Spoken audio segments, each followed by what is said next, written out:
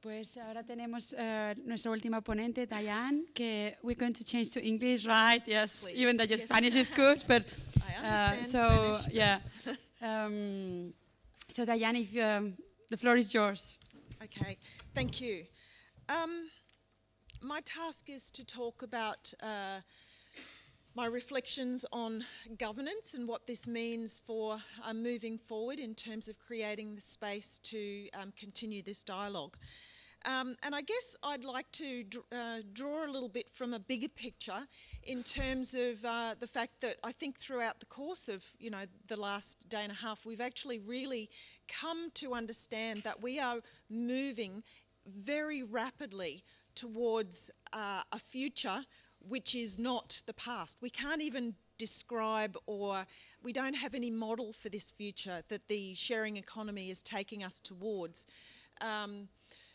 But we're moving at such a rapid rate that it's very important that we start to really think about what this means in terms of new models for our economy.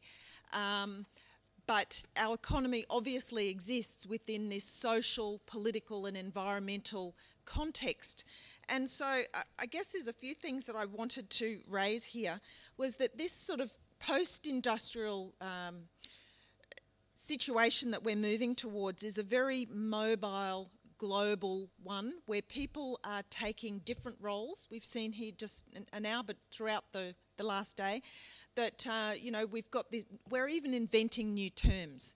The prosumer, or I've also seen the prod user, as terms to try and capture these shifting roles of people playing multiple roles within this system. So it's this new system, this new vocabulary, new roles, but what we're actually stuck in is a governance system that is very much based on an industrial system. So when I talk about governance, I'm talking about the space in which dialogue happens between all the different users that are involved, so that we can actually set a path forward. So it's the space, but it's also the processes, the quality of the dialogue that we need to really take care of. And as I said, because we're moving so rapidly, I don't think we've actually stood back and thought about the quality of this dialogue that's taking place, or the voices that are actually represented there. Moving towards the second point I wanted to make was actually about looking at the quality of these spaces and the voices. And I think we have an enormous capacity in some of the big platform players like Airbnb and Uber, who are really engaging in this policy debate, and they're putting information in. And it's almost because they are, this is the sort of creative leading edge. They're also playing roles in trying to develop this policy space. But because we're still in this governance framework in which it's a very industrial governance framework that historically in the past we've had very clear roles and responsibilities, and we've had industry members, and we've had DMOs, and we've had governments and bureaucrats and citizens, and people have these very strict envelopes that they operate in. And so companies like the platform companies, Airbnb, Uber, you name it, are really starting to engage in multiple ways. And because they need to push these boundaries of how governance is taking place, they're often, I think, trying to push these boundaries, and there's a lot of criticism, unfortunately, that you get from the media and different places.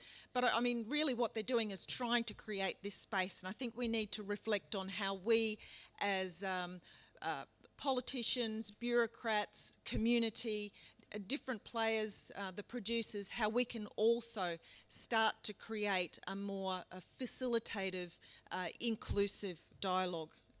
And a space that is less hostile, I suppose. The third comment that I wanted to actually make is about the quality of the information that goes into this governance space. I mean, we can have all of the discussion that we like, but unless we're actually really basing this on good quality evidence and information which is well thought out, and we're trying to sort of remove the hot politics out of it and really trying to create conducive dialogue, we really need more information, and for this we need monitoring and evaluation.